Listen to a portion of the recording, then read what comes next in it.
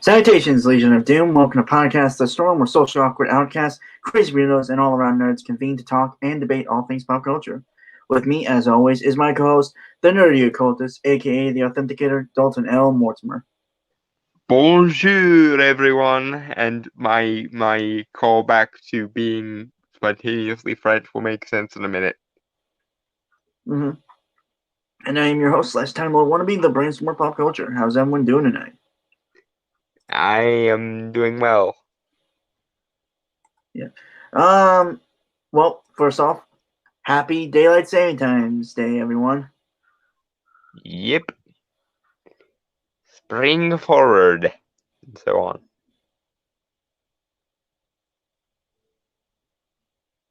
Which I think all the clocks we have are digital, so they update automatically, I think.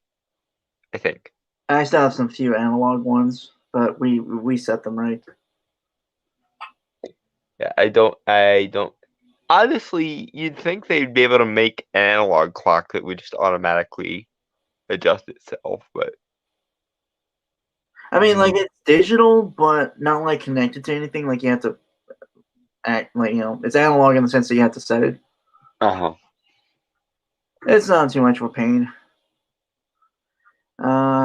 But yeah, so it's a fairly, we're really just getting back to normal at this point. Yep. Okay. Next week is going to be a doozy. Judging by the first story we have for next week already planned. Yeah.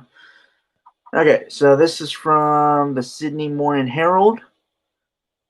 This was published March 8th, 2021. It's by Robert Moran. Is it #Time's Up for Looney Tunes Pepe Le Pew? In the immortal words of Bugs Bunny, of course you realize this means war. Yep. The cartoon skunk, long target of criticism for promoting rape culture, has reportedly been written out of LeBron James' upcoming Space Jam sequel. Yep. Instantaneous fuck you to everyone involved there as well, because you stand by your goddamn characters, man. Seriously. As much as I love the Space Jam franchise, I guess it's a thing now, this is enough to make me wonder if I should actually go and see the thing. Meh.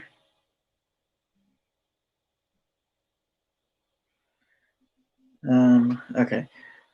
Bill Cosby, Harvey Weinstein, Pepe Le Pew. No, that can't be right. I mean, it's not wrong.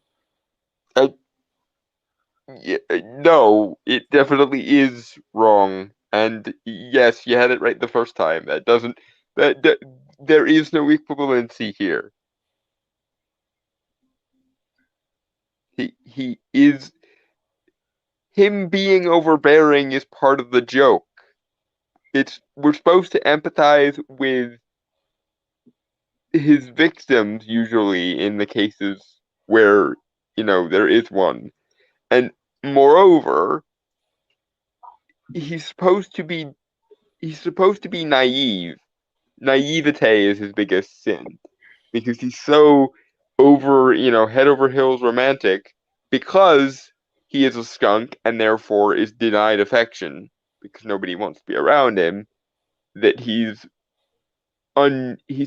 socially awkward and socially ignorant enough to not pick up on the "I don't want to be with you" cues from the cat. That the whole point of the Pepe Le Pew joke is he's deprived of affection to the point where he'll take a cat who even just looks like a skunk and not even be intelligent enough to figure out that it's a cat that accidentally got painted to be a skunk. And that he also is blinded enough by his romantic repartee that he doesn't notice that she doesn't want him. And also, there's at least 3 separate occasions where the tables get turned and she decides that she does want him. Are we not going to talk about those ever? Okay. Moving on. Yeah.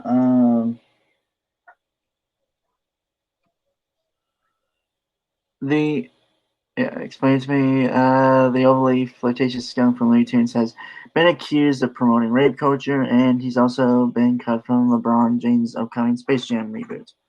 Yep. And again, fuck you. Do not cave to this moralistic douchebaggery. Yeah.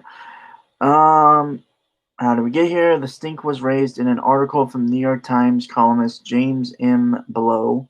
No, Charles M. Blow last week, who was writing about the decision by Dr. Seuss publishers to no longer reprint 6 titles due to the racist and insensitive imagery. Oi, Charles. Blow me, you dipshit.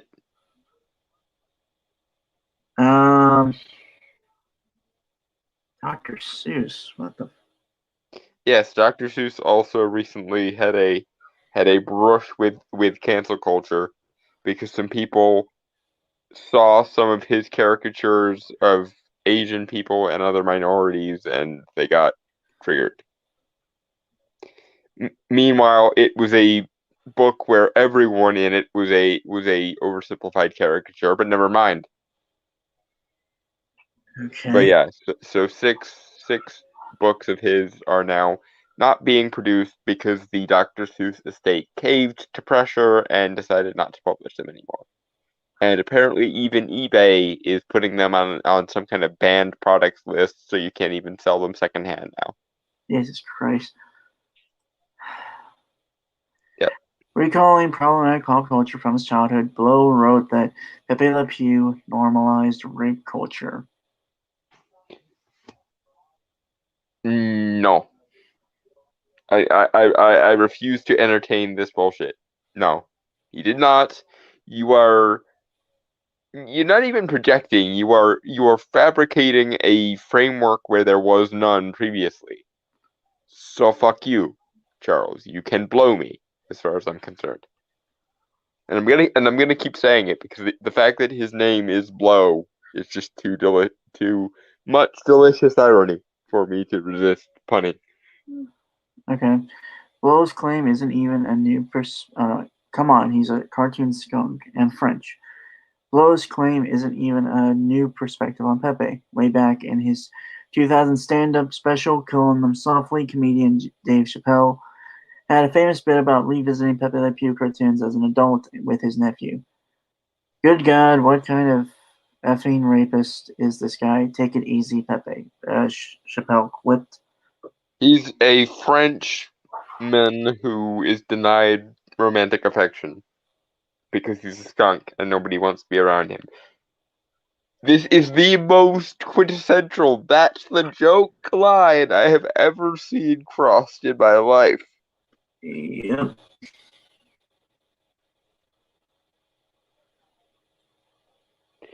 Moving forward. The joke hit precisely because we all remember Pepe Le Pew's shtick. Take 1949's Oscar winner for Centennial Reasons, which features Pepe Le Pew mistaking Penelope Pussycat for a female skunk and chasing her endlessly around town as she tries to evade his aggressive advances. Not to mention his threats of suicide if she doesn't reciprocate. Okay, so in your mind, he should have gone through with it. Is that what I'm hearing? We are so prevented from having any empathy for this character that this character can literally kill himself, and we're supposed to take that as a victory. There is so much fuck you in my body right now that I don't even think that I can express it in words. But entire universe is a fuck you. Characters should not be written to commit suicide for no other reason than your own moralistic douchebaggery. You absolute wits. And if a character is in enough of a despairing mindset to commit suicide, normal, neurotypical human beings are supposed to, find that sad and have some empathy for the character. But apparently, your morality is such that we can't have empathy for suicidal people if they're doing suicide for the wrong reasons. Fuck you so hard that your entire universe turns inside out, and you wind up in Flatland in another universe. Sure, when you put it that way, in a follow-up viral Twitter post breaking down a scene from 1960s Hoots Sent You, Lower further argued that LePew's hijinks helped teach boys that no didn't really mean no, that it was part of the game, the starting line of a power struggle. It taught that overcoming a woman's strenuous, even physical objections was normal, adorable, funny, he wrote. It's exaggerated for the sake of humor, you twits. One. And two, playing hard to get or being resistant so that the other will have an opportunity to prove themselves is a thing for both genders, incidentally. But fuck you, I guess. Hey. Viva la France. And we move on. So the tweet here is RW blogs are mad because I said Pepe Le Pew added to rape culture. Let's see. Number one, he grabs / kisses the girl / stranger repeatedly without consent and against her will. Granted, again, he's a skunk, and so he probably smells bad. And he mistook the cat for a skunk because she has that white stripe painted on her back. Yes, and the point of the premise of the cartoon is that nobody wants to be around him because he's a skunk. So he has all this residual affection that he now is off-roading onto this character because he finally thinks he found someone who will tolerate him for 5 minutes. And also he's French, and French people are notoriously overly romantic. So that's the joke. Also, it's not just right-wingers who are mad, you absolute pillock. I am left-wing in every policy substance way that matters. Brainstormer is sort of nebulously centrist and wouldn't really commit himself to either side of the aisle, which I respect. They're both really stupid. Yeah.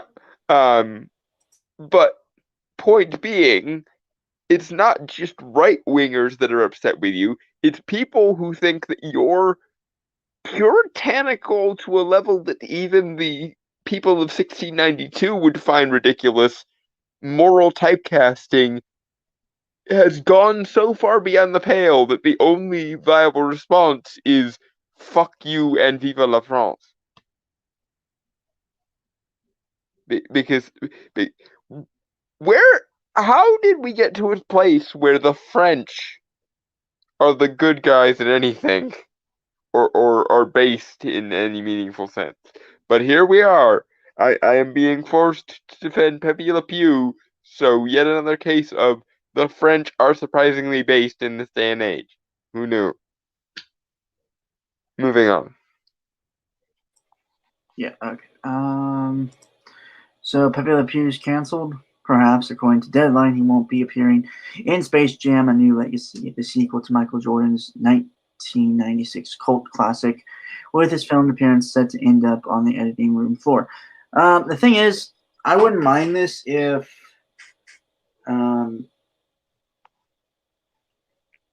he wasn't like a character that was important to the story, you know? Because the thing, like, I like Space Jam, but the thing is, it had too many of the Looney Tunes that didn't really seem like they all. Yeah, it was full of cameos, but it was supposed to be a like homage to all of the Looney Tunes. It was similar to Roger Rabbit in that everybody kind of got their 2 minutes of fame. Right. Okay, that's fair. But again, like I'm more of use the characters that would be important to this plot, or story, or even like character dynamics or whatever. Granted, Pepe Le Pew in the original Space Jam did kind of serve a purpose, even if it was also just a cameo role. Yeah. So and if literally everyone else in the Looney Tunes canon is getting an appearance, then why in the fuck, apart from arbitrary moral reasons, do we exclude Pepe? Yeah. Okay. Deadline says the decision had nothing to do with Blow's recent remarks, but the timing of the revelation is interesting. Well, independently, fuck you, then, Space Jam writers. Editors. Yeah, or editors or whatever. If Pepe was in the movie, then you keep Pepe in the movie, and you let the chips fall where they may, because I can tell you outside of Mr. Blow's ivory tower, everyone else thinks this is well and truly beyond the fucking pale. Just straight off, like the fact that we have to even entertain this as though it's a serious thing kind of pisses me off. But we now live in a world where children's book authors and cartoon characters can be yeeted from existence because they might, in some people's completely cacophoned opinion, have some unfortunate implications. Never mind if those unfortunate implications were the joke, and not doing them is exactly what Pepe was there to teach people, insofar as he was there to teach them anything. Never mind that the point of the character is supposed to be that he's so starved for attention he'll jump all over the first person he thinks he might have a remote chance with, and also never mind the several cartoons where the tables get turned and she finds that she likes him after all, where he is off put by it and winds up being the chased rather than the chasee. But fuck actually understanding a character or understanding the history of a character, because I guess we've already declared you heretical, so it doesn't matter. Moving on. Wait, what happened in the delayed scene? According to Deadline, the scene directed by Terrence Nance, Random Acts of Flyness, who departed the project over creative differences just a month after filming began, spoofed on Casablanca's Rick's Cafe Americain with Pepe playing a bartender who starts hitting on a woman at the bar, played by Brazilian actress Giris Santo. If I said that wrong, I'm sorry. I actually I didn't realize the scene was going to be that in depth, but now that I hear it described, I want it. Better be in some freaking deleted scenes at least.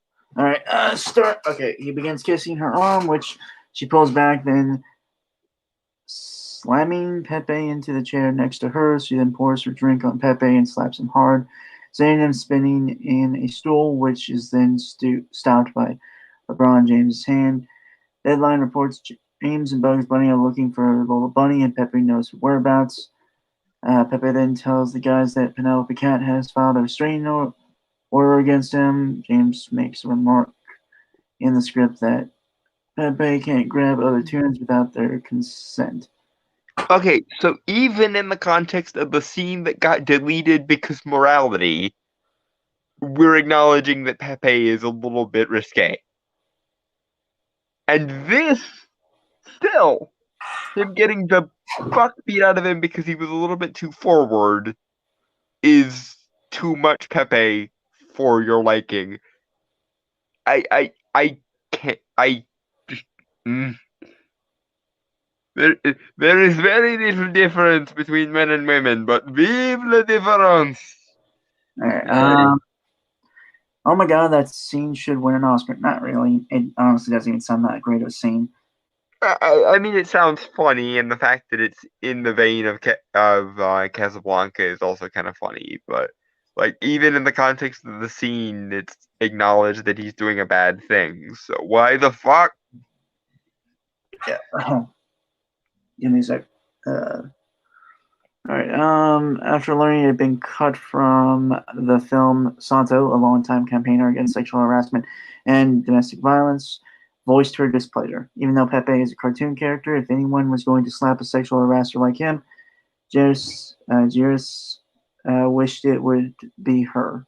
The actress spokesperson said, "Now the scene is cut, and she doesn't have that power to influence the world through younger generations who will be watching Space Jam 2, to let younger girls and younger boys know that Pepe's behavior is unacceptable." Okay, so you now have a sexual assault campaigner whose whole purpose, her whole raison d'etre is basically being the anti-Pepe movement, going, "Are you insane? This is actually directly counterproductive. Fuck off." You know, it wouldn't be interesting, honestly, What? if they had done a Looney Tunes, like some similar to like Looney Tunes Back in Action, where like it's and also like Roger Rabbit, where it's like the tunes are more acting Yeah. on set, and like you see, and like they're kind of different from the personalities they portray on screen. Mm-hmm. Something like that. I don't know what the story would be. Just I always thought that it's a cool idea. I like the idea that their personality is consistent on and off, though. Because they're cartoons and they're literally created for a purpose, presumably. Hmm. Just because they're off the clock doesn't mean they stop being who they are. Um, I miss Looney Tunes Back in Action. That was such a great movie. Why didn't it make more money? People are stupid. I don't know. Yeah, that seems to be the correct answer to everything now. Okay. First the Muppets, now this. At least we still have the rest of the Toon Squad. Considering much of the classical Looney Tunes canon was made in the 40s and 50s, it's safe to say a lot of its content has dated. No, not really. I didn't know. That's the wonderfully ironic thing. Looney Tunes is very important to me because it was a key part of my childhood. And you want to know who I have that in common with? Pretty much everyone born after about 1935. Or worse, Google the censored 11. In his article below, it also singled out Speedy Gonzalez for criticism, whose friends helped popularize the corrosive stereotype of the drunk and lethargic Mexicans. Brainstormer, you want to take this one? Hi. Mostly Mexican, also just kind of a mutt in general. It's kind of true because, well, I don't drink. I'm not an alcoholic, but I drink a lot. Lethargic, yeah, I'm kind of that.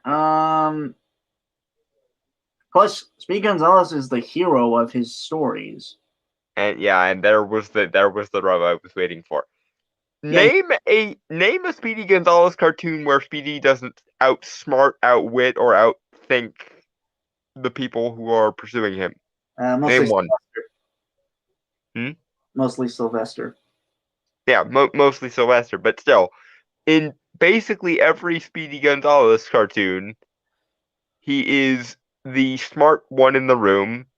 He outsmarts, outwits, and outthinks everyone who dares find themselves at cross purposes with him. And if we're being entirely honest, he's the only, or one of the only Looney Tunes that kind of has a superpower. He's basically the cartoon version of a speedster, a la the Flash. Hmm. But this apparently, despite the fact that Latinos seem to actually like it, is too problematic to be included. And so now there's one less Hispanic character to actually um, be representative of anything.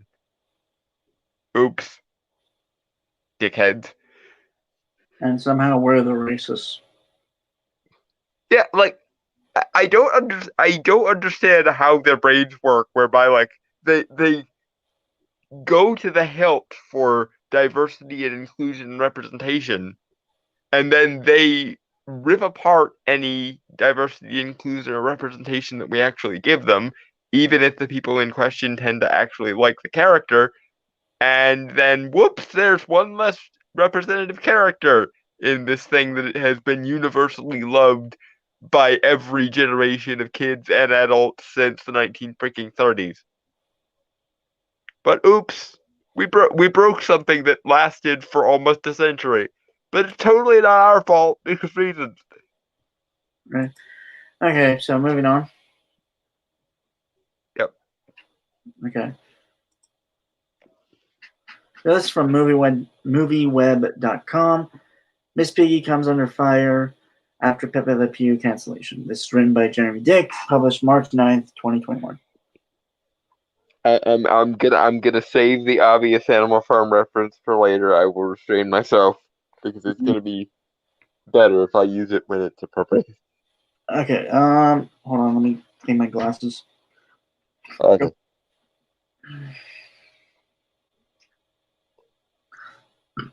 Some say that if Pepe Le Pew is canceled for inappropriate behavior, then Miss Piggy from the Muppet Show should be next. I my instinct to this is no.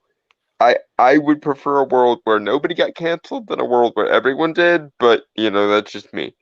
I think this is mostly satirical, and I think it's mostly done by people on the other side to demonstrate how ludicrously beyond the pale this whole thing is.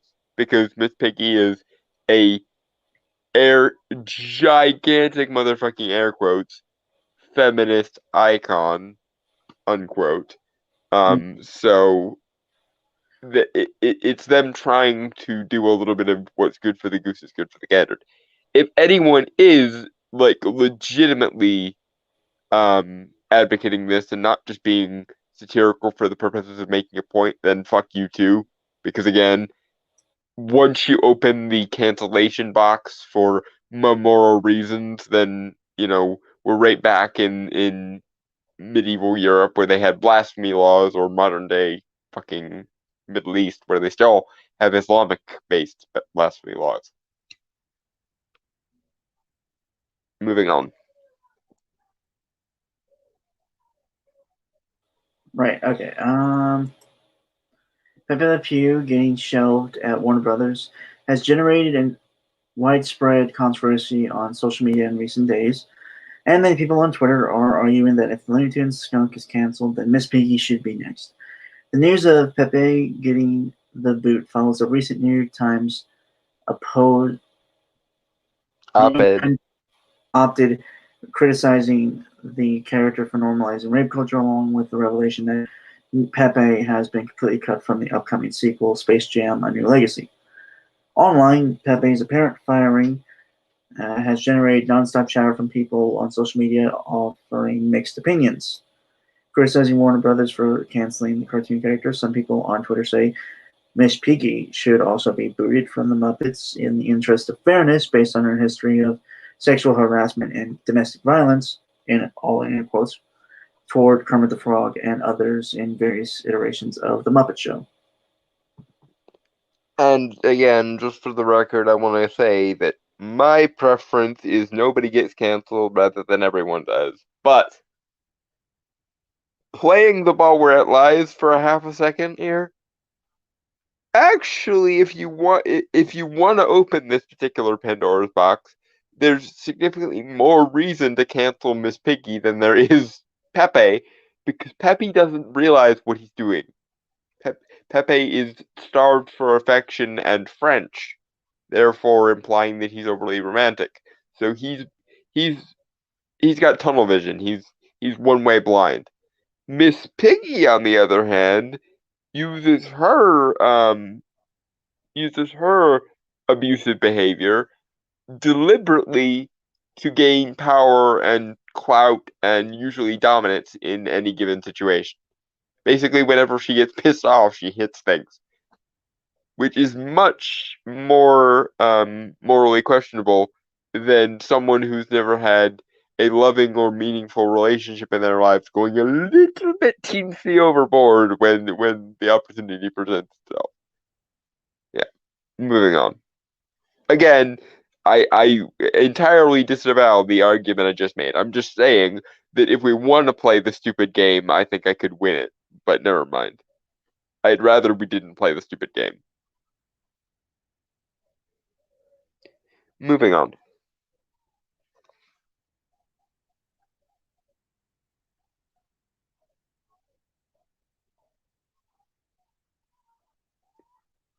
Brainstormer? Hello? I'm going to assume he left the room for reasons, I hope.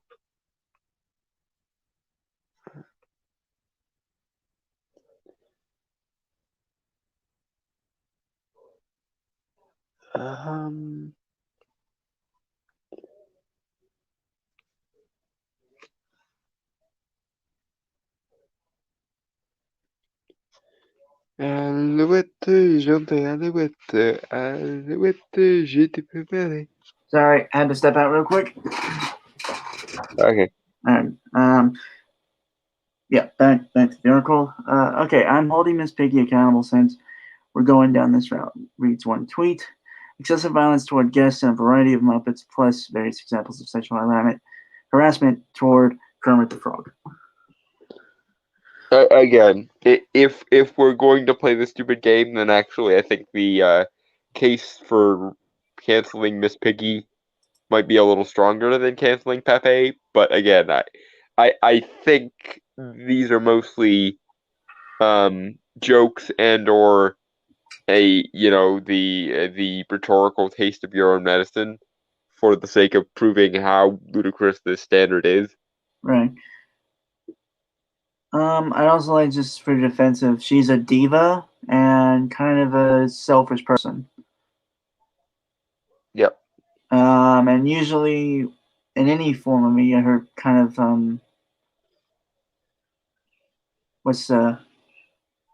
her kind of character arc through those series were kind of to learn to be less of that. Yep. In short, the arc for Miss Piggy is get the ever-loving fuck over yourself, Piggy. Right. I think my favorite version is from the Muppet Show on ABC. Remember that one? Where it was Yep. where it was like kind of like Office with Muppets. Yep. That was good. Yeah, it was very short-lived though, unfortunately. Yeah. All right. Never thought I'd see the day when Pepe Le Pew would get canceled, says another Pepe fan on Twitter. Can't wait to see Miss Piggy canceled for physical or emotional abuse toward Kermit. She's been karate chopping him since the 70s. Poor little bastard. Yeah, and also I think part of the reason why people are running with this Miss Piggy thing is to point out the glaring hypocrisy of if a female character or a female person does the exact same or equivalent behavior as a man getting canceled, spontaneously the feminist lynch mob either goes dead quiet or they spin off all kinds of woo to special plead and justify why standards that apply to one should not apply to the other. Yep. All right. Another fan agrees by writing, "What about Miss Piggy? She does the same to Kermit, just about, but from the female point of view. We need to get rid of Miss Piggy as well. We need to cancel all cartoons from back in the day because they all don't fit in today's society. We're all screwed up from watching these. And that is in response to Mr. Charles M. Blow's tweet about Pepe. Yeah, I imagine he's gesturing at the logic in the hopes that somebody will get the message that this is beyond the pale. It's like the other day I saw a YouTube video that was entitled, I didn't end up watching it, but it was entitled Pepe Le Pew and the Death of Nuance. And then there was another video I watched from Double Toasted where they were actually like entertaining this as though there was any justifiable reason to cancel a cartoon character that was, apart from maybe it being age inappropriate, which I will not allow. The Looney Tunes have been a fixture in everyone's childhood pretty much since the 30s, and children and adult alike have loved the Looney Tunes for almost a century. So yeah, you're not gonna whack the R rating on fucking Looney Tunes as long as I draw breath. Thanks. Um, Moving on. Alright, this fan also puts it bluntly, cancel Miss Piggy as well then. She's the female version of Pepe. What's good for the geese is good for the gander, no? Exactly. That's if we must live in a puritanical moralistic dystopia, then it should apply its standards evenly to all citizens therein. But I'm gonna hold a handout and suggest that it doesn't apply to Miss Piggy because something women slash something feminist icon slash something pigs are more equal. But I'm ching.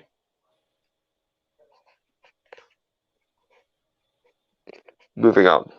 Cancel Piggy, Miss Piggy also for amusing and harassing Kermit the Frog. He repeatedly rejected her, but she kept advancing. Also beat him up more than once. Reads yet another tweet. Yeah, I mean, if we want to play the stupid game, then Piggy loses it worse than Peppy does. But frankly, I would prefer if we just knock this the fuck off. And I'll keep repeating that just so no one gets the idea that I'm actually advocating for this. As humorous as it is to imagine a world where Miss Piggy can be brought up on sexual harassment charges, that's not a Pandora's box I'd like to actually open.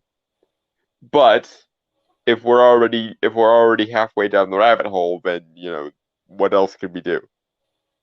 The only way to prove to the people advocating for this, the only way to prove to the people advocating for this that they have gone batshit doolally for Sradab beyond the pale, is to apply their standards universally and see how they like it. It's something that goes back pretty far in terms of the philosophy of morality, but the most eloquent version of it is probably Kant's categorical imperative, which states, never advocate for anything unless you would advocate that such a thing becomes universal law, which basically means if you're not willing to apply this to literally everyone, including yourself, then you probably shouldn't be advocating for it as a moral standard. Moving on. Okay, along with Pepe Le Pew's removal from Stray Stand 2, word is there are no plans to bring back Pepe Le Pew or any other Looney Tunes projects at Warner Brothers. Linda Jones, the daughter of Pepe Le Pew creator Chuck Jones, has decided the decision to cancel the cartoon Skunk. Has decried the decision to cancel the cartoon Skunk, arguing that the character was only meant to entertain and make people laugh. Her idea was for Warner Brothers to bring Pepe back with a new gimmick, perhaps by rebranding him as a perpetual job seeker who keeps getting rejected for work. I mean, good for her for not caving and for actually defending him, but unfortunately, Ms. Jones,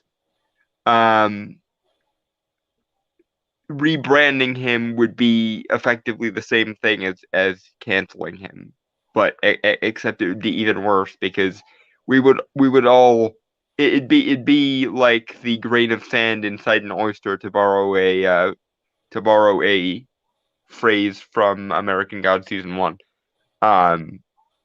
Because we would all on some level know that he was a twisted, perverted shell of his former self, and that the character we know and love is dead, and some imposter is basically puppeteering his corpse. So no, I refuse to allow for nuance in this particular discussion because some things are just categorically beyond the pale. And when I say categorically, I mean categorically, because again, if we apply the categorical imperative to the standard, everything meaningful or beautiful in the world would be dead. And I will not allow for that. Fuck off. You don't get to say categorically unreasonable things and then play the nuance card. Fuck you. Moving on. Right. In any case, several other anime characters have also come under scrutiny under the trending hashtag cancel a cartoon character, though they mostly seem to be in jest. Yes, that is the point. You are writing this article as though these are serious complaints, even though everyone, including you, knows this is an attempt to demonstrate how ludicrous the situation we find ourselves in. And that is the difference. They are joking at your expense because you are an unreasonable dipshit. You are sincerely advocating for the banning of Dr. Seuss books and the cancellation of Pepe Le Pew. Moving on. Okay. One popular tweet suggests Angelica from Rugrats saying the spoiled child was basically a Karen before it had a name. I mean, he's not wrong, or they are not wrong. Yeah, but that was kind of the point of her. Yes, and again, I was playing momentary devil's advocate for the sake of the joke. Okay. But yes, as a general rule, as humorous as this would be, I'd prefer everyone just put the censorship gun away already, and everyone got over themselves collectively. Would be my ideal world, where everyone just goes, yeah, no, morality isn't a good reason to censor shit, especially not art. So end. But unfortunately, I worry slightly about coming eventually to the opposite position, whereby everyone will agree that censoring shit is perfectly fine, and we'll get censorship from both sides of the aisle instead of just one. That would be a true dystopia where we have to cuck to both the standards of feminists and traditionalists at the same time. Oh dear. Right. Moving on. Okay, another accuses Clifford the Big Red Dog of using steroids and profiting from his illegal drug use. What no. That, like, at least the Miss Piggy thing and the Angelica thing make sense within the logic of the actual cartoons themselves. There was never any implication that Clifford was on any unnatural substance. The implication, at least from what little of Clifford I remember, which is not much, the implication is that he was loved so much that he became like this avatar of love and a protector force. Which, being as the only way to shrink Clifford the Big Red Dog, therefore, would be to deprive him love. Fuck and no, is my response to that, and I don't even know what the fuck to make of the rest of that, because it is not even so within the context of like in-universe diegetic logic. Moving on. Yeah. Okay. Meanwhile, multiple tweets have accused Dale Gribble of Bless you. Thank you.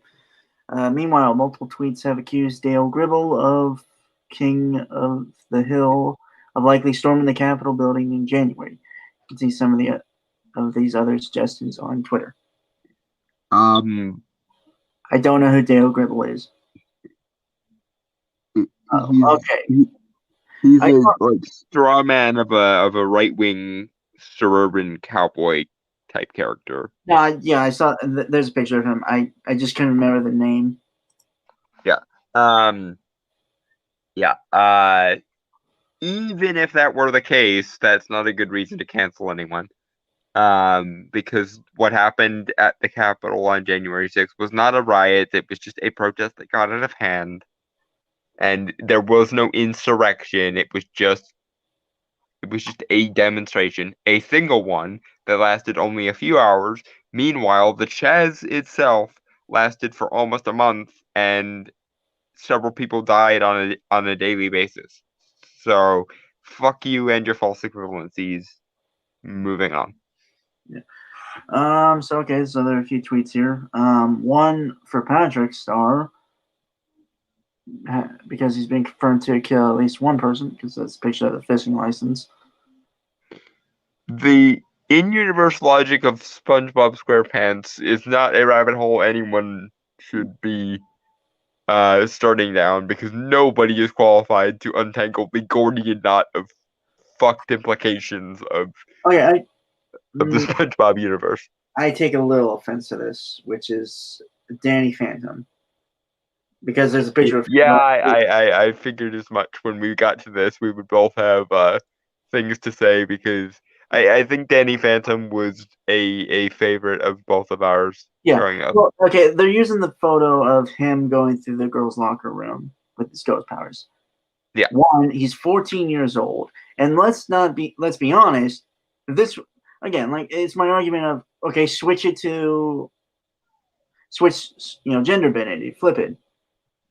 If it was Danny's cousin Danny with an I who did this to boys' locker rooms, would there be any problems? It's actually super convenient that we already have a gender bent Danny Phantom to use this with. Yeah, she was a cool character. I wish they'd given her like a spinoff or something. I could have seen her like grow up and stuff. I honestly wish that at some point she had like moved in with the family, and we could have actually gotten her as like a third sibling.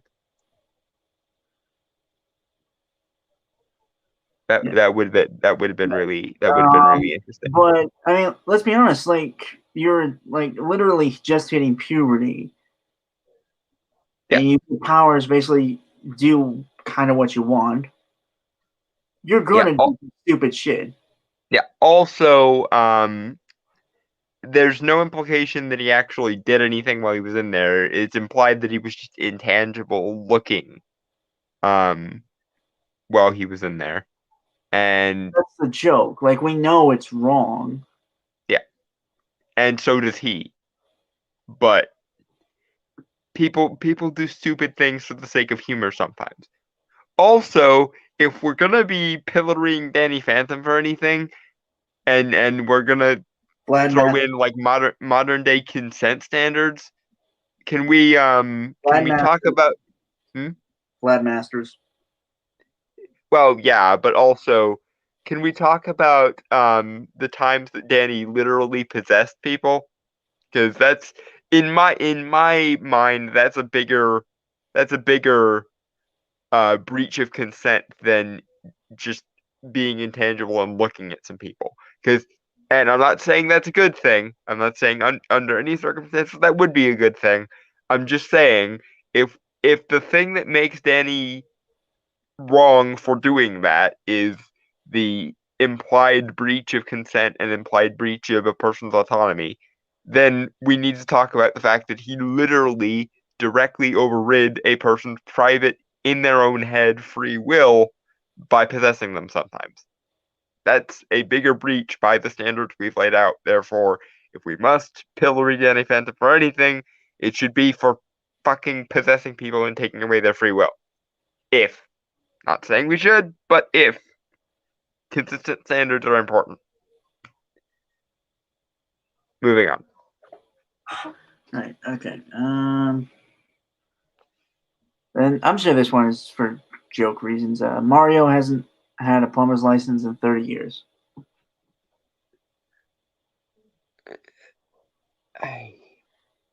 It's again, like, I'm sure it's a joke. Yes, but also I'm sure at some point all of these will be done sincerely by people who don't know better. And Um, it's going to hurt me when they do. Plus, feminists already have a massive problem with Mario and Super Mario because con- they don't understand the process of like reciprocity between people, and therefore they think Mario considers himself entitled because he went through the effort of saving Princess Peach. They think he feels entitled to her affections rather than just, I don't know, being a reasonable human being who's grateful for someone going out of their way to do something like that for you or something. Moving on. okay. Cancel cartoon character Eugene H. Krabs. Faces charges of attempted murder, kidnap, counterfeiting, overworking employees, kidnapping and torturing of jellyfish, embezzlement, impersonating a police officer, littering, and cannibalism.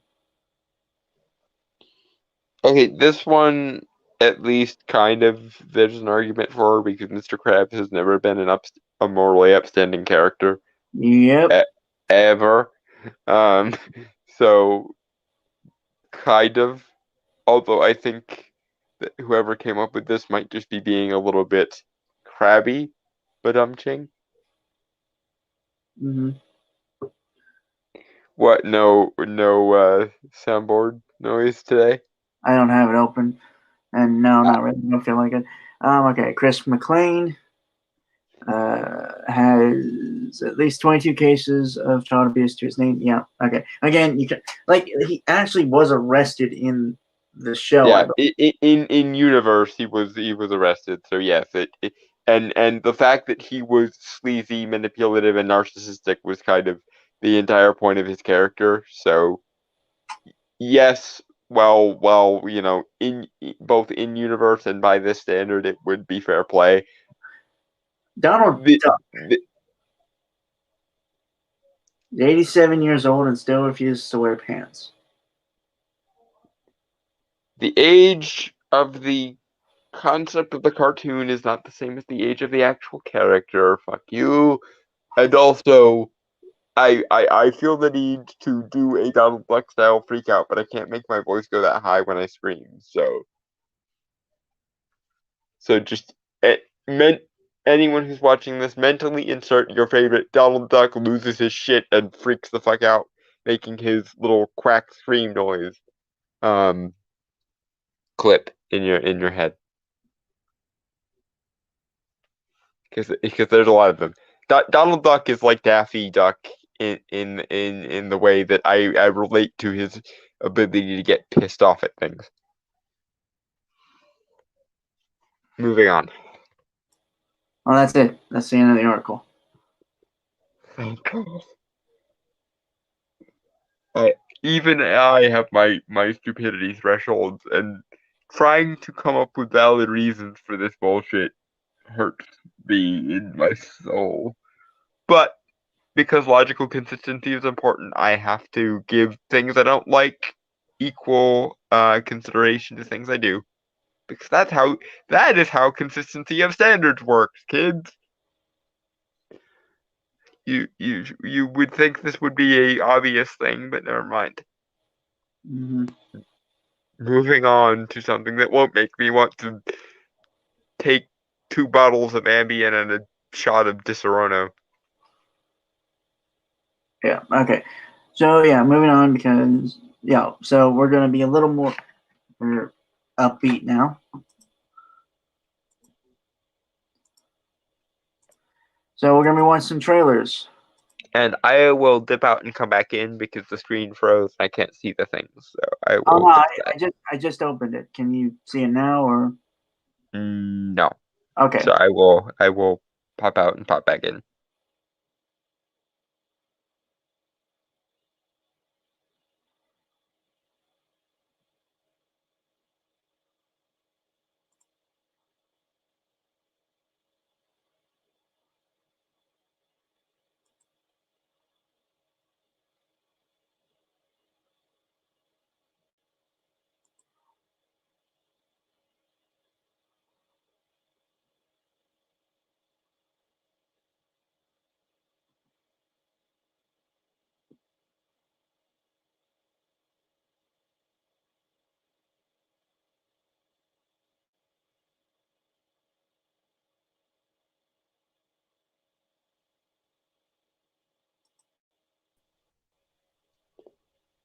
Huzzah! I can Yeah. see things now. Okay. Yeah, my internet's getting a little wonky myself, so things start getting a little weird. That might be on my end as well. Okay, huzzah! Yeah. Okay, so this is the Invincible trailer for Amazon Prime. Well, like one of its trailers, like the official trailer.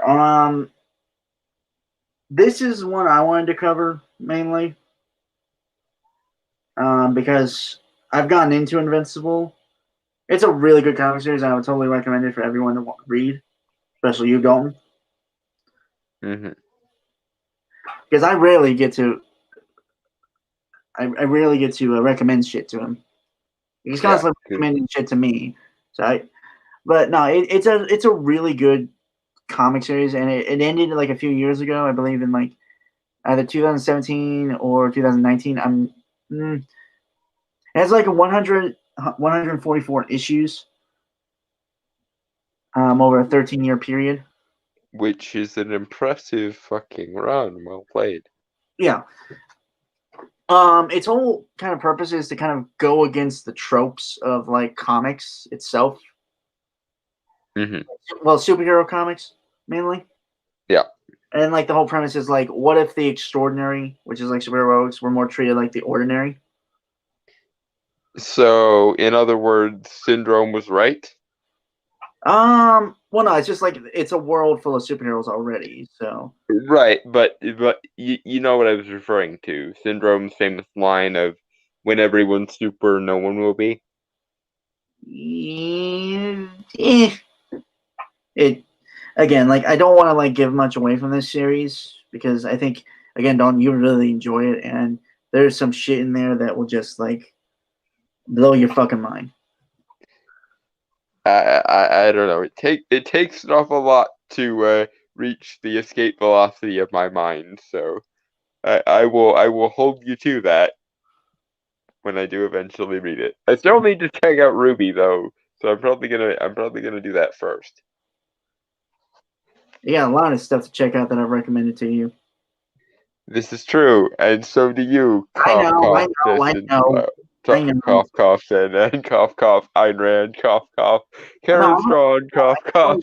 dude, I've already checked out Ayn Rand. You've sent me so much stuff, and I've already Uh, watched it. okay, right, yeah. That's one that we can cross off the list. Yeah. Okay. The incredibly long list.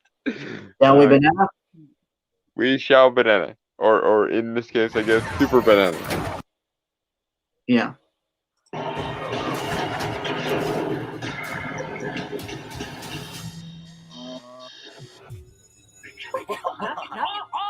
I think Amber's been pretty clear about how she feels.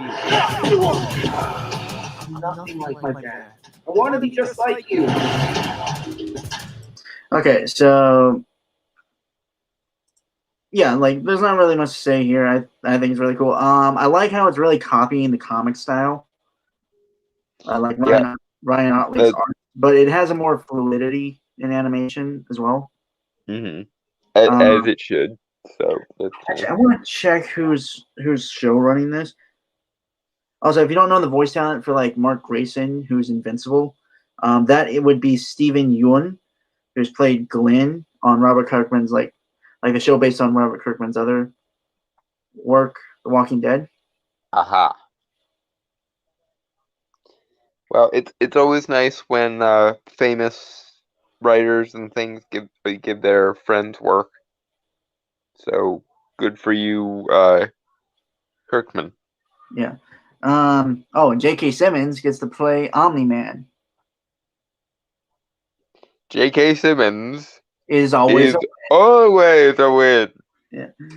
Okay, I got it. I'm just curious who's like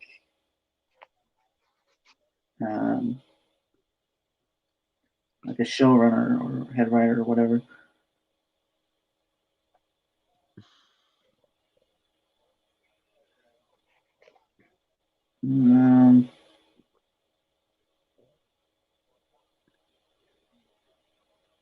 For some reason, I thought Greg Wiseman would be on this, but he isn't. Which just would have been which would have been a really good endorsement for this series, but that's fine. Who did they get to do the important task of actually writing it? Robert Kirkman's on the staff, so having the writer of Okay. the actual comic is good, and some other guys as well. So yeah, again, like everything I've seen of this so far, I have no issue with, really. Which is always nice. And I speak as a fan of Yeah. Invincible, and I really need to start collecting the other volumes already. I've been slacking because I've been busy buying like other stuff. Hmm.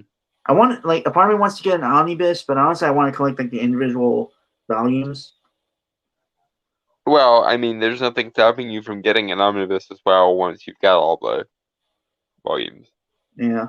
Okay. Because like I have several actual like paperback volumes of Sandman, but I also have my beautiful, immaculate two volume hardcover omnibuses, which are Well, I borrowed a omnibus of Invincible from my library. which explains how you read 140 issues of stuff in the Well, no, space. I know it's like 140 issues because I've looked that up. I just haven't read the whole story through yet. Aha. My main problem with like the with like an omnibus is it's too big and I don't have the room to really hold that. Is the thing. Aha. Yep. Right. The problem of loving books and comics and things is you run out of space on your bookshelves but quickly. Oh no, I have a filing cabinet. Just one cabinet actually. I have a filing cabinet. Okay, so when we meet up, if it's any time close to your birthday, I might have to get you a bookshelf. I would need to clear some space out of my room, but okay. Banana or super banana or whatever. Super banana, yes. I fought to keep this planet safe. Your power's gotta be any day now.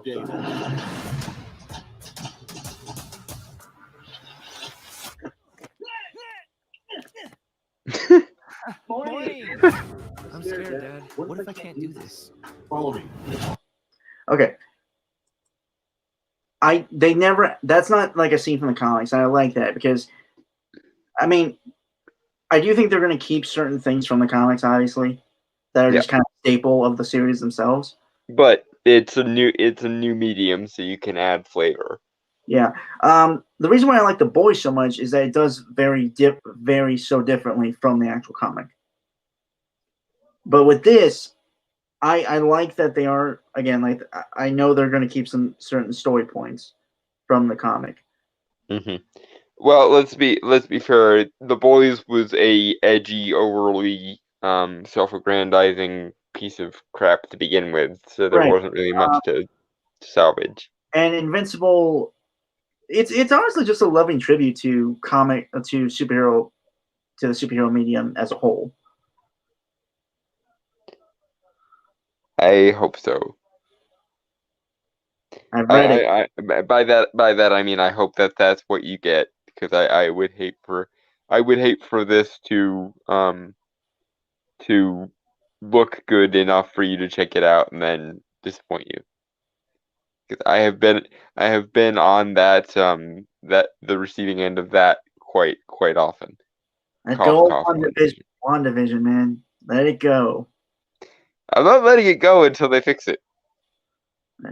But no, I like how they're also adding, like, I like how they're just adding like these small scenes that just kind of, again, like you said, add flavor to existing stuff already. Mm-hmm. And I wonder what they are going to change because it's a 140 issue run of a comic series over 13 years, and I wonder what they are going to change. Not like something super drastically, obviously, but things that kind of have to change for like the medium of television that you couldn't do with.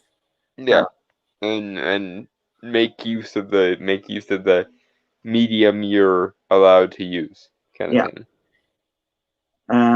Okay. Super banana. Super banana. Da da da da. It's an apple. It's an orange. No, it's Super Banana. Yeah. Okay. Oh, so God, someone's gotta make a comic of that now. Like I want that.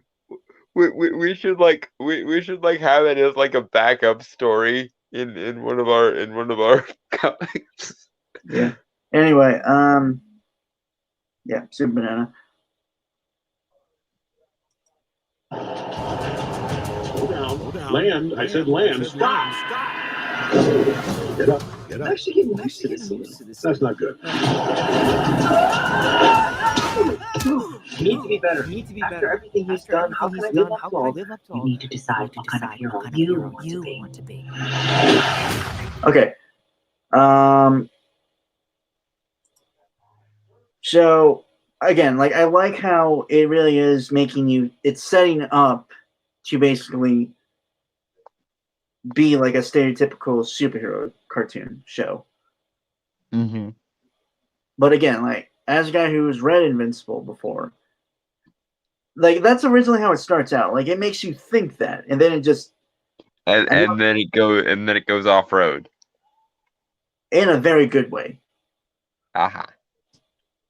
It subverts your expectations in it, and I know that term has become kind of a taboo. Yeah, because people misuse, misapply, and just straight up use it in a framework that makes no fucking sense. Yeah, but in a way that actually you can do that in a way that doesn't shit all over the intelligence of the readers, the source material, and you as the writer itself. Mm-hmm. But Invincible does it in such a way that it just adds so much to the story, and it's kind of why it's made it such like a big underground hit. And hopefully this becomes more popular because one can dream. That's the dream of every hardcore comic fan whenever they release a new superhero thing. But you can't always get what you want. But if you try sometimes, you might find you get what you need. You done? Yeah. Okay. Super Banana. Super Banana. That was you in the blue and the yellow. Why don't you meet the team after school? Maybe count on you in the future. Yeah, I think so. Bored of this.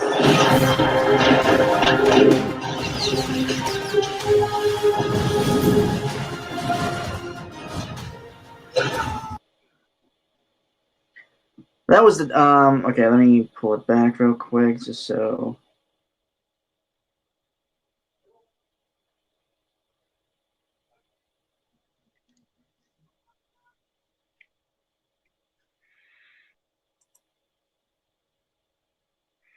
okay, well there have been some shots here with the team. Obvious parody of the Teen Titans. Yeah, and I think that My Life as a Teenage Robot got there first, to be fair. Yeah, fair enough. But no, they're actually a really cool team, like a really cool cast of characters because again, like all of them like kind of grow and change again like over the course of the series as one does. Yeah. And they're all very fascinating. Like you got Rex Splode, kind of like powers like Gambit. Which makes sense given his name. Yeah, Duplicate can multiply herself. Yeah, that makes sense. The lady in pink is Atom Eve. Basically, she can manipulate an atomic structure of something and basically turn it into anything else. So she's female version of Molecule Man. Yes, no, she's basically like got. Oh yeah, it's not really a spoiler, but in the comic, she actually like she goes to Africa as like a humanitarian mission, and basically grows forest and crops, like makes it bountiful. Good for her. Yeah. Very good. Also, she made like like one of those modern Art Deco houses that you see in suburbs. Neat. So really cool powers, kind of god level in a sense.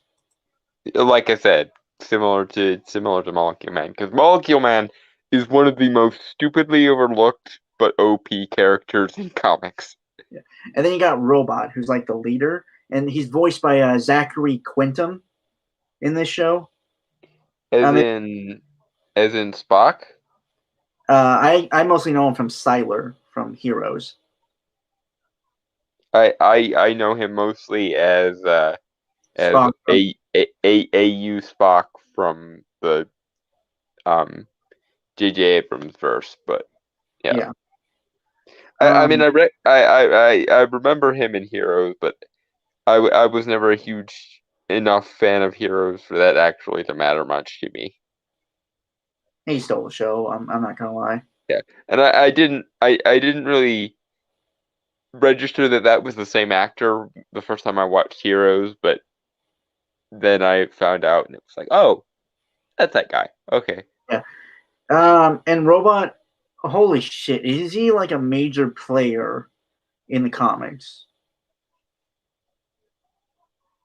I'm not gonna. I'm not saying more. Okay. I was gonna ask if you cared to elaborate, but anyone who's read Invincible knows what I mean. okay. Noted for future reference when I eventually read the thing. Yeah. But yeah, like mainly I wish they wouldn't like with the backgrounds, it'd be a little more colorful like the comics. Where they just have like those kind of like 3D modeled cities and stuff. Mm-hmm. But that's a small gripe, honestly. Like it doesn't look too bad. Well, it's also stills and scenes taken a little bit out of context. To me, that'll look better in the actual show when everything's put together in the right order. In motion, it looks good. Like you barely notice it. Mm-hmm. I think it's when you pause it and stuff, it kind of looks bad. Hmm. All right. Super Banana. Super Banana.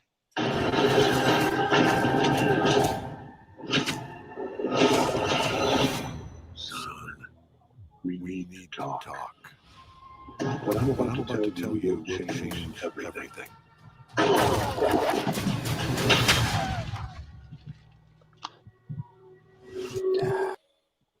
Damn, that escalated quickly. Yeah, okay, dude. This was like Battle Beast. That's literally the guy's name. An alien warrior so obsessed with war and battle that he will go after anyone he thinks is strong to test his might. Aha. So Right. a little bit of Goku, a little bit of One Punch Man kind of thing. Yeah. Uh-huh. Right. And something I didn't want to mention until like we got to this moment. Invincible is like one of the most bloody superhero comics out there. But it's not like it's not like edgy bloody. That makes any sense? It's not gore for the sake of gore. No, it has a purpose all the time. Yeah. But holy shit, does it get bloody? Like slash level, like slasher movies level of bloody. I believe it if this scene is at all indicative of the thing. Holy fuck, that like I said, that escalated quickly. Yeah. You have my attention now. But yeah, all right. Got my Super Banana? We shall Super Banana. I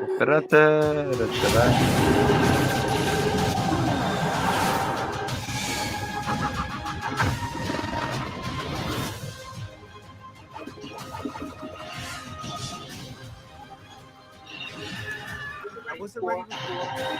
Now I am. Now I am.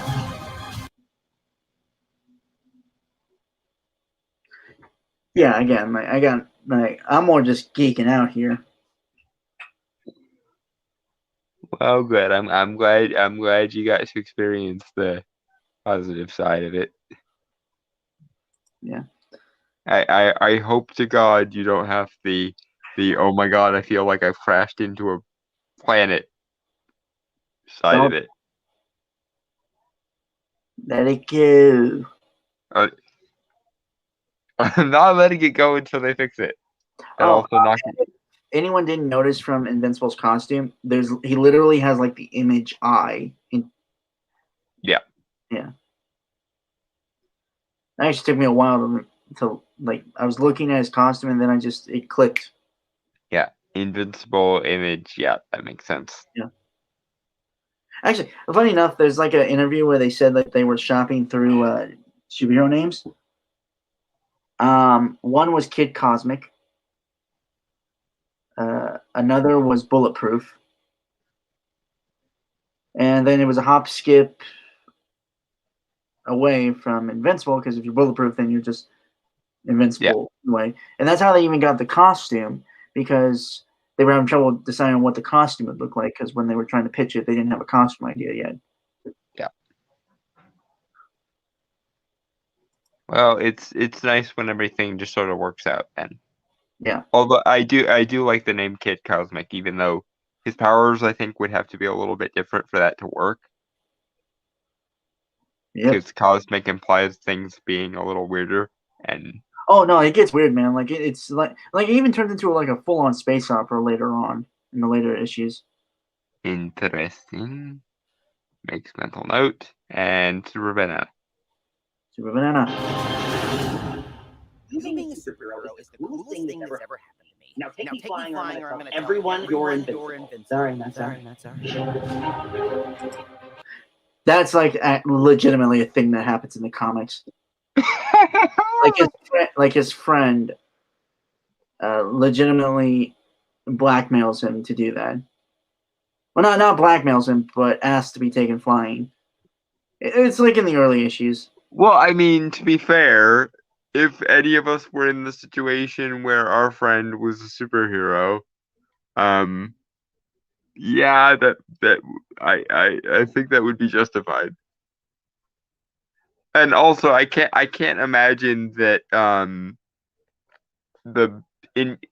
I can't imagine that Invincible is particularly surprised, because I mean, when you find out your best friend is a superhero, what else is gonna happen? Except for me and my smug "I told you so"ness when Brainstormer eventually gets some kind of superpower, because that's just who I am.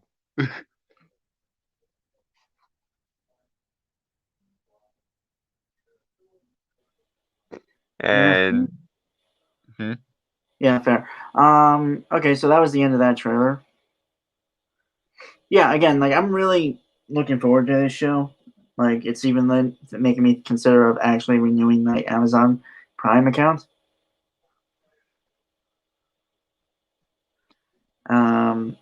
Maybe in the future we might do a review of it. Not entirely sure. I feel like it's warranted. If it's good, I might not do a review actually, because I mean, we can review it if you want to. We don't have to, but we can review it if you want to. And I have Amazon Prime, so I can actually watch it. Okay, so let's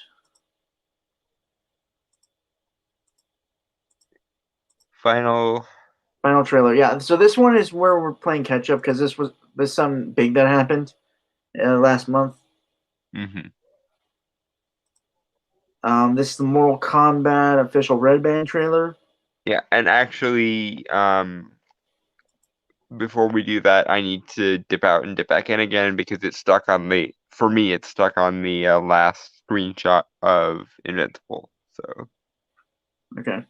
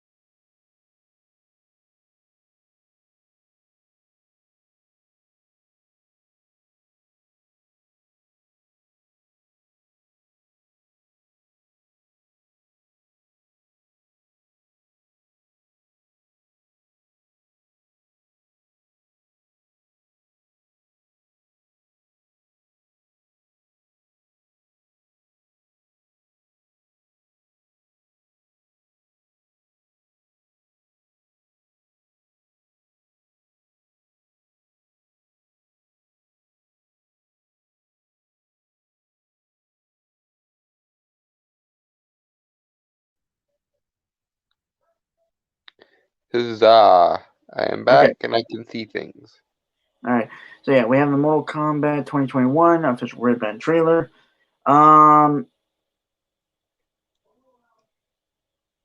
Well, I'll save my remarks for when we're actually watching it. Hmm. Okay. Man, I'm just pissed off that February was the month that decided to just give us everything. Yeah, it's like they turned their back for 5 seconds. Quick, release everything. Yeah. All right. Fatality? Fatality. Or actually no. Flawless victory.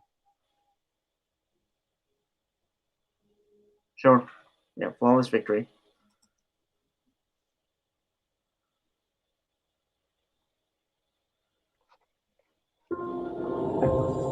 First learned about this 7 years ago. On a mission in Brazil to capture a wanted fugitive. When we got there, they tortured our unit in seconds. Okay. You know what? Okay, so you might have. Okay, look. Full disclosure, folks, we're not like big Mortal Kombat fans. I mean, I think we're both familiar with it, but Yeah, not. we're familiar with it. Like, and actually, I've looked up like some of the lore of the series, and it's actually really interesting. Yeah, it's a weird franchise, which But like good for weird. me is the highest compliment that I can give you Yeah. when your franchise is weird. Yeah. I would recommend someone who covers Mortal Kombat quite frequently. The Fourth Snake. It's a YouTuber. Great stuff.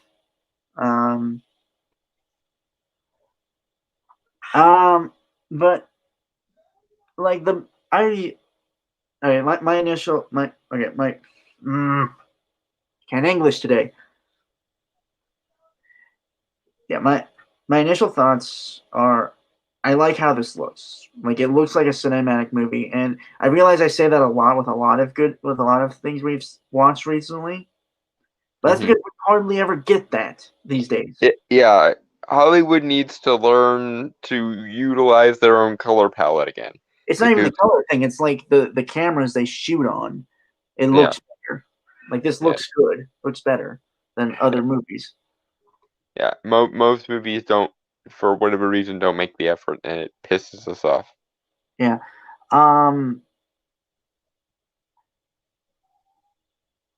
And they are because I know there were a few attempts to make like a reboot of Mortal Kombat like movie. There was one Mhm. that was kind of like David Fincher like, where they went super realistic and gritty, like even took out like the fantastical elements of Mortal Kombat. Which, as you can imagine, made my fantastical cosmic weirdness loving ass want to punch holes in reality. Right. I mean, it was brutal, which is like another staple of Mortal Kombat. Which it is kind of like it's the staple of Mortal Kombat. It's that blood and guts and all that to an nth degree. Hmm. But this has a good combination of like the weirdness that is like the Mortal Kombat universe with that kind of violent and bloody stuff. Yeah, and Um, the fact that they are releasing a Red Band trailer is a good sign. Yeah. Just in and of itself is a good sign. Anyway. When I had some. Oh, you had more points. No, God damn it! Fuck. I pressed What happened? I pressed the next button by accident. Like it went. No. One sec.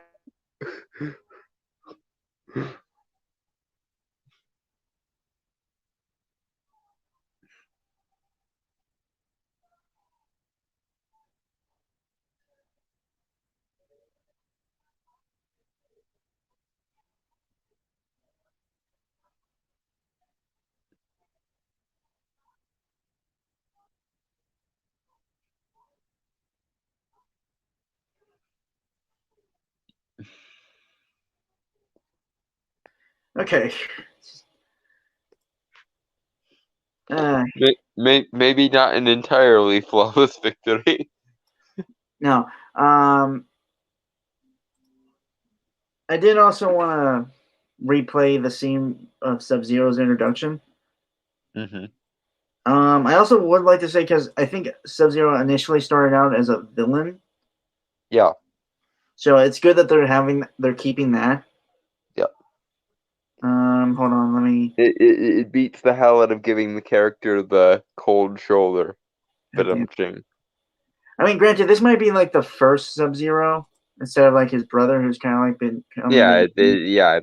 It's not so much the character changed as much as it's a mantle, and the second guy who took up the mantle was less of a dick. Well, I mean, the first Sub-Zero became Noob Saibot later on. Mm. So. True. All right. Yeah. So. Yeah. So I muted it, but like, for one thing, I like the look of Sub-Zero. Like, it's kind of tradition. Like, it's a good. Again, like, and this might come up other times during the trailer, but it's a good use of one looking like the actual character from like the games. Yeah. But recognizable to any Mortal Kombat fan, presumably. right, but it looks like this kind of suit and armor, like the look of the costume. Yeah, it's the concept of the character, but taken to a serious degree, so that it looks plausible, like this is an actual thing that would exist. Yeah, and that sometimes that doesn't even work. Yeah, but no, this looks cool. I like how he freezes the bullets. Like, you can even see like the shotgun bullets pouring out from icicles, which is really cool. And like, it shows his powers. Yeah. Like, it's just really cool looking, and that's the thing. Like, when you do like I'll be honest, this might not make a lot of money. I hope it does though. But this looks like a good step for video game movies. Yeah, it looks like yet another brick taken out of the wall of the video game movie or video game adaptation curse. Well, if I remember correctly, James Wan was producing this. He didn't direct it, but he produced it. Okay, well that is at the very least a good sign. Yeah. Because James Wan knows how to utilize visual effects, and he's a fan of like the pulpy side of things. So he's not gonna. Hopefully, he's not gonna shy away from the weirder, pulpier, almost superhero-esque aspects of the Street Fighter mythology. Mortal Kombat. Or yeah, sorry. Oh my god! I just committed video game heresy. I know I'm gonna be burned at the stake now. I'm gonna get shurikened to death.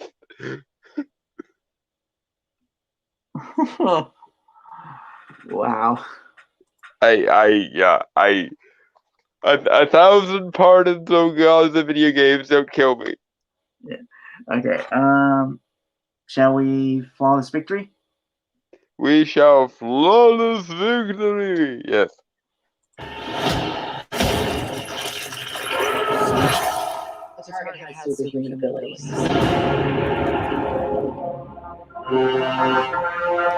It had the same marking you do, Cole. It's a birthmark. What do you mean? He was born with it. It's not a birthmark, Cole. Okay. So Cole Young is like the original character for this movie. Which I'm not certain it needed. Honestly, I mean, I'm fine with it as long as like he's a cool character and adds stuff. Like, he's supposed. I understand like he's supposed to be kind of the audience surrogate, which makes sense. Yeah, audience. That could have honestly worked with like Johnny Cage. Yeah, and I think it would have made everyone happier if that way. As long as they don't make him like the chosen one, most Mary Sueist of all the Mary Sues. No, that's Liu Kang. Well, no, I know, but I'm saying like it would be a real massive dick move if they made their new never in the games before character a scary stew that could kick the ass of all the other ones for reasons. Well, it looks like he is an MMA fighter, which is cool. I hope they give him like a distinct like kind of fighting style compared to the others. I hope he gets some kind of power, otherwise it's gonna be annoyingly boring to watch him fight if he's just a. Okay, you got Sonya Blade and Jax. Jax only has like robotic arms, so you got people who don't have power standing up to like gods and. Well, but also, I mean, you've got people who have like cyber robotic enhancements and shit, so yeah, it works. So this, like him being a normal guy, I got no problem with because there are other ordinary people that save Earthrealm. Right, I'm just saying, like, there's a balance between making him a complete Mary Sue and making him a complete useless tool, and I want to see them be somewhere in the balance here. It would also be really annoying if our main character was a complete useless tool. You're just picky and petty. You do realize that, right? I just want good, like, satisfying storytelling in the context of a Mortal Kombat movie. Yeah, okay, maybe I'm reaching a little bit. Well, no, I mean, like, it can do good storytelling. Like, mainly, it just hasn't been given that is the thing. Yeah, and I judge video game movies a little harsher than I probably should, just because of the pre-existing, video game curse, or video game genre curse, which to their credit has been, being chipped away at for a while here. I mean, you had Jumanji: Welcome to the Jungle, which was not a video game movie, but was very much video game styled, and it worked. You had Rampage, which was alright. You had Detective Pikachu, which was actually pretty good for what it was. And of course, you have the Castlevania anime, which is as yet the gold standard for video game adaptation. All right. Okay.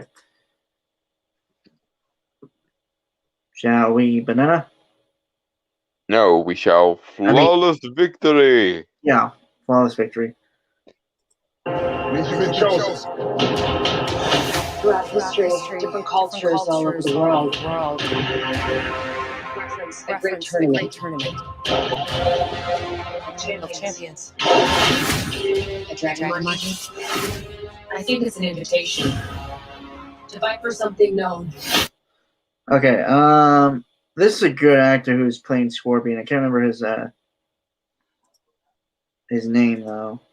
I'm gonna look that up real quick because it's a good actor. Like he's a well distinguished actor, and I think that's good to have star power in this movie. He looks familiar, and I can't place his. Yeah, that's why I'm looking him up.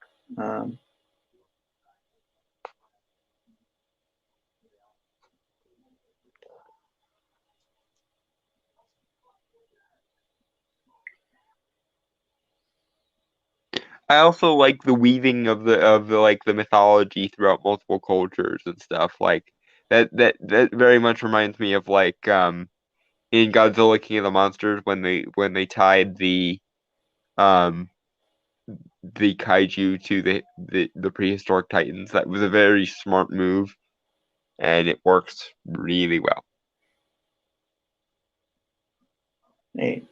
I'm not sure to what degree the games have done that before, but if they have, then good, points for accuracy. If they haven't, then nice tweak. Hiroyuki Sanada. Aha. He's a good actor. What was he in that I would have seen him in? Because he's looking very familiar to me, and I can't place it. Okay, hold on. 47 Ronin, The Last Samurai, Rush Hour 3. Okay. So yeah, Oh, he was also the guy that fought Clint when he was Ronin. Aha. Yeah. Life, Sunshine, Ring.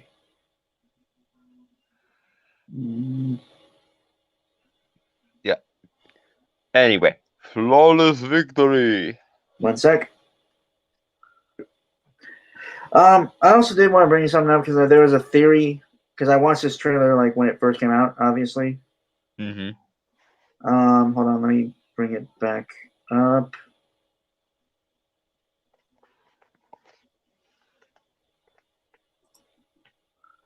Like a quick scene here.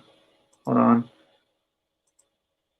Again, and I like the locations they've used as well. Like, holy shit. They are putting effort into this, and I respect that a lot. Yeah, thank fuck. Lest this be another Assassin's Creed. I actually didn't dislike it. I just wish there was more.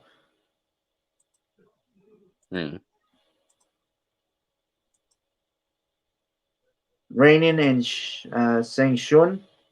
Again, like it looks like a legit movie, and like it's that level of seriousness that I can respect. Like it's taking the material seriously. Like it's not mocking which it. is always nice. Yeah.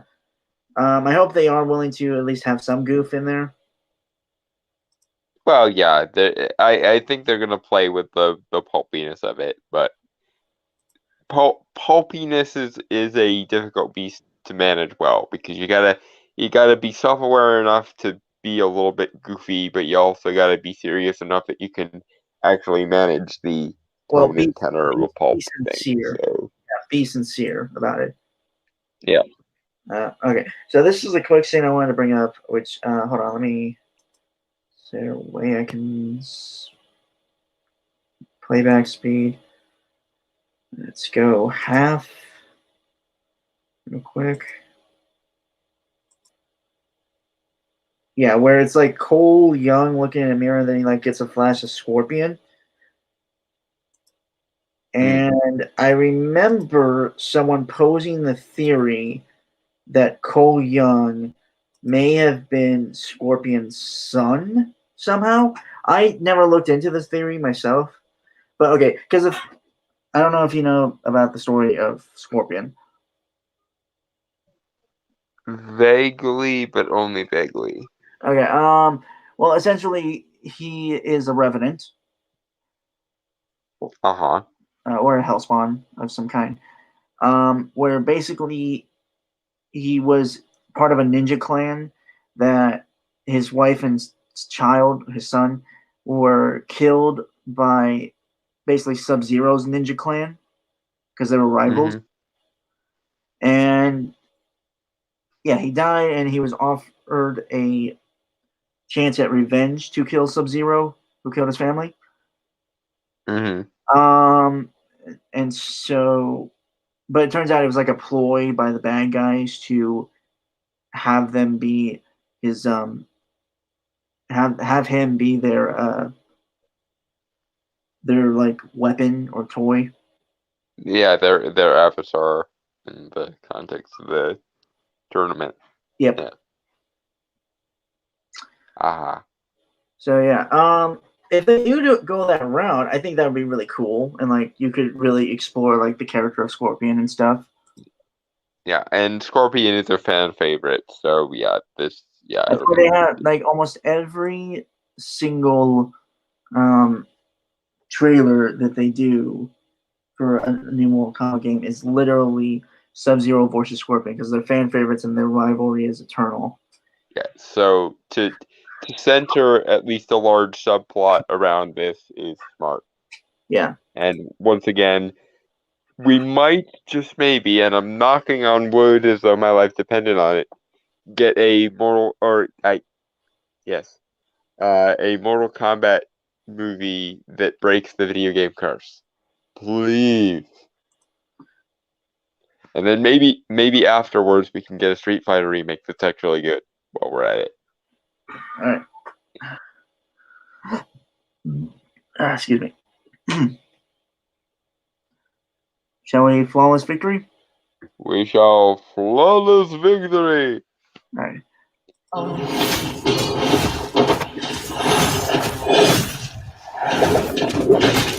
It's Mortal Kombat.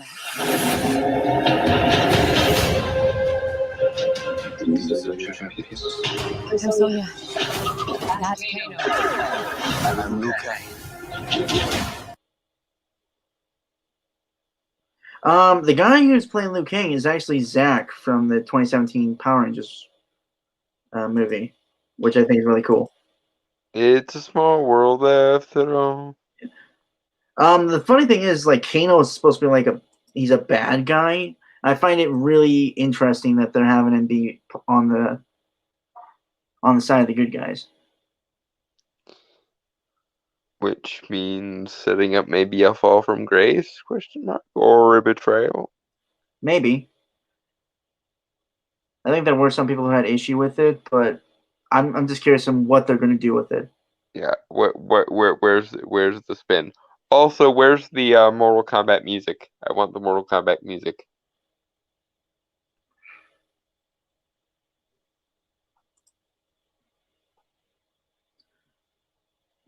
All right. Flawless victory. Flawless victory. Clone Live. The fate of Earth is now. No matter how many of my people put in the ground, we will kill them. That shot with the sunrise or sunset or whatever is beautiful. Right? Again, like, I wish so many more movies would be willing to do this kind of stuff and just try to be cinematic. Yeah. Utilize the tools at your disposal, Hollywood, please. It's not like you're not spending millions of dollars on the thing anyway. It might as well look decent. Yeah.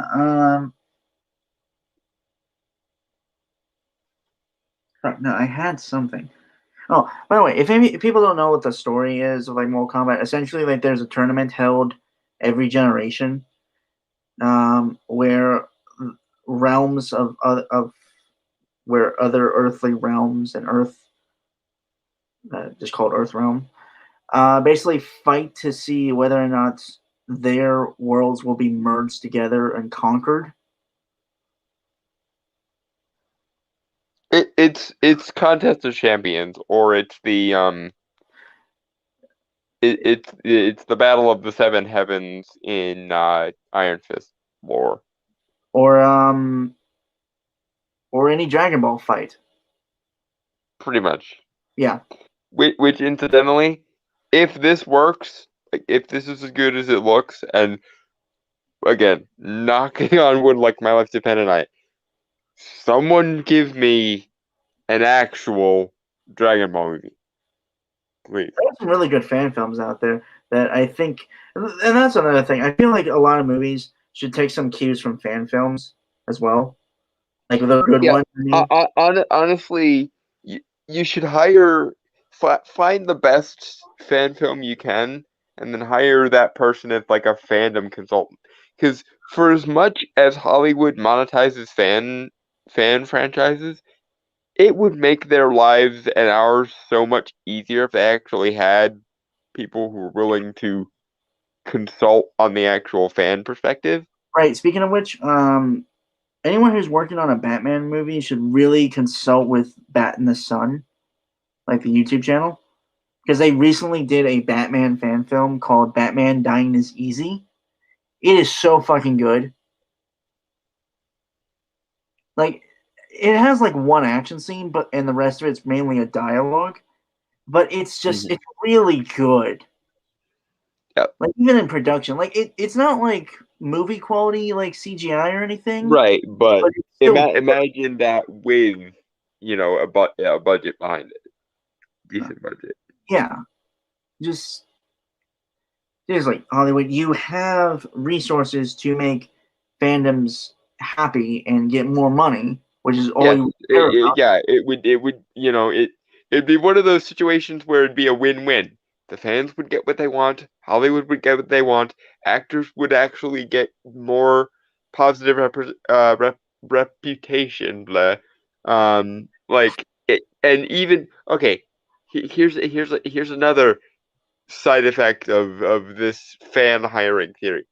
If the fans get what they want, then you can push whatever diversity bullcrap you want, as long as it doesn't interfere with the quality of the story, and nobody's gonna care. Because like for the most part, the only reason why anyone cares about all this diversity crap interfering with Hollywood is because it negatively impacts the quality of the art in question. But if it stopped negatively impacting the art in question, a lot of people wouldn't care. Like, because fandom has been diverse, quote unquote, pretty much since its inception because of the very nature of fandom. Fandoms is where people went when they were outcast and when they were downtrodden. So nobody gave a fuck. If you want to get us back there, Hollywood, one suggestion is stop making such a big deal of it and let things happen organically. But even so, even if you don't want to do that, you could make good art and then people won't care. Because if the quality of the piece is good, then nobody cares about the messaging in it, one way or the other. Yep. Plus, there are like some really good castings. Okay, because all right, I'm gonna bring up Darkseid. Yeah. Because like for the DC animated universe, they had Michael Ironsides. Sam Fisher from the Splinter Cell games. Yep. Fucking phenomenal, right? Yeah. And for the new 52 movies, granted, I didn't really like them myself, but they casted Tony Todd, Candyman. Yeah, which is good casting. Granted, they really underutilized him. Yeah, that appears to be the dark side of the issue. But yeah. But, like, legitimately, you have those actors play those roles. As long as they're good actors and they put in the work, that's what matters most.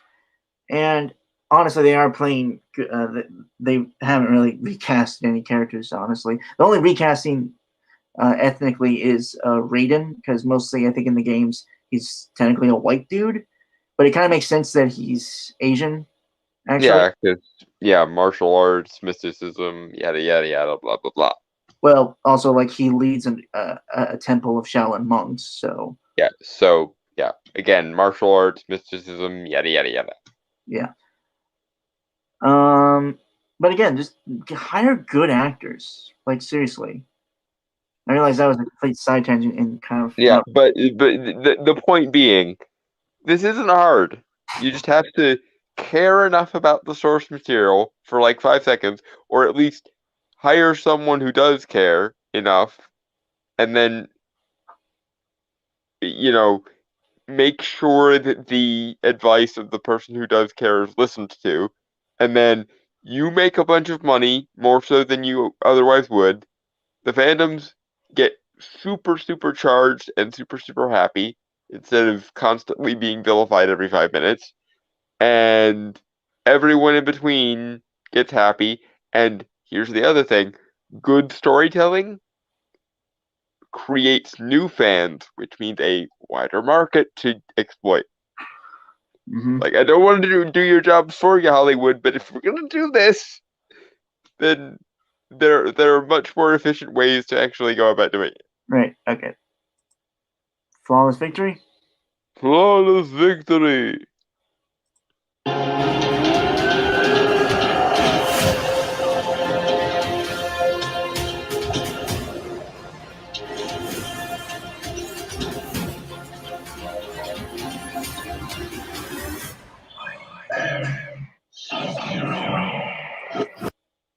And there it is.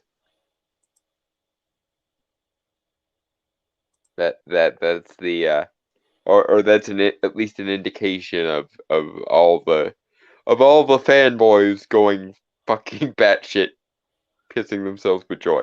We also get a really cool shot of like what the mask and stuff looks like. Like it has the standard Sub-Zero design, obviously, but it's more ornate. Like. Yeah, because they can add depth to it that the games can't because budget. But games kind of do it today, but it doesn't really look that great, honestly. Right, but in movie form, Holy fuck! yeah. But I really hope they keep him as like kind of one of the major antagonists because for one thing, he shatters Jax's arm at the beginning of the trailer, so he's got some. Ironically, Jax in the games, according to the lore, has his arms torn off by a homunculus called Ermac. Aha. Yeah, but I don't mind this change because honestly, it kind of makes sense.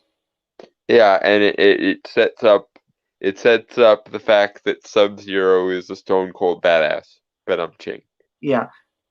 But like I'm all for like changing stuff for story purposes or character purposes because with Scorpion and Jax that could open like an interesting dynamic between them. Mm-hmm. But as long as that is brought up in the movie, as long as it's just not something they change to change for sake of changing. Yeah. As long as the change actually Serves a purpose. results in a better or equal story as the original, then we're good. Yeah. But if it makes it worse, then you fucked up. I will say he just looks fucking badass. I think those are colored contacts. Yep, like I said, stone cold badass. Yeah. All right.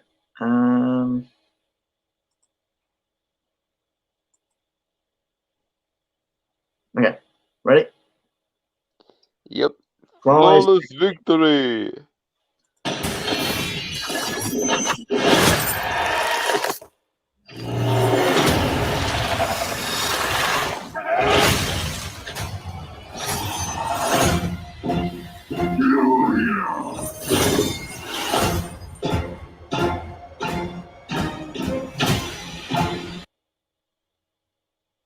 There's your Mortal Kombat music.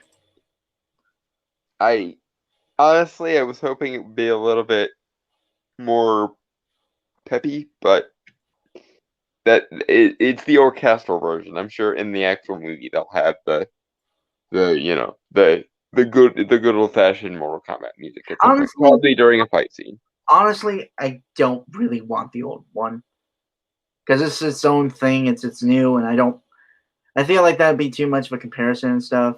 So I feel like though it'll be missing if it's not there. So I mean doing the neat little orchestral one is fine and all for trailer purposes, but it's like if you're gonna do this, then go all in is all I'm saying. Yeah. And I don't mind if they only do it like during the big show stopping finale set piece, but it's got to be done at some point. yeah, okay. Hey Tiham. You're not actually. You are kind of too late because we pretty much wrapped up everything. Yeah. You came in at the very end of the thing. Yeah. Overall thoughts on the Mortal Kombat thing. I'm looking forward to it. I have high hopes, but again, like I am also cautiously optimistic. I do think it could. I don't think it's going to make as much money, unfortunately, because movies like this hardly ever do. Also, because of restrictions. No one cares. What? No one cares about the restrictions. Let's be honest. Well, obviously no one cares, but realistically, we live in a day and age where a movie makes 10 to 12 million in an opening on a good day currently. So there is that. Yeah. And we don't know what the restrictions will look like when the actual movie comes out. So who knows? Yeah. Hopefully this will be the first big welcome back to the theaters blockbuster, but I'm not holding my breath. Right. Hopefully it manages to make all the monies and they'll make a bunch of these, and it'll be in the style of